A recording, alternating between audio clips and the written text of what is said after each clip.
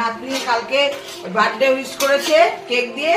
আজকে দেখো এই যে খাসির মাংস হচ্ছে, রাইস হবে, আমের চাটনি হয়েছে, সব তোমাদের দেখো। রান্না বান্না করে নি। এই দেখো 7 কেজি 7.5 কেজি মাংস এখানে। এখানে এর মধ্যে আলু আছে, আলুটা তো এখন দেবো না, মশলা হচ্ছে।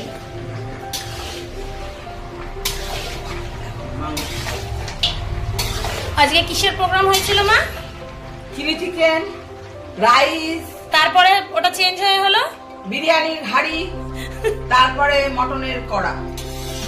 বিরিয়ানির হাঁড়ির বন্ধ হয়ে চিকেন বিরিয়ানির হাঁড়ি বন্ধ হয়ে এবার মটনের কড়া হচ্ছে।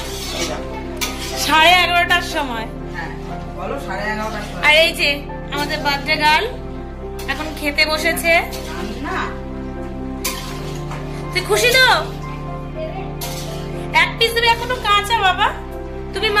তুমি এখন মাছ ভাত খেয়ে নাও।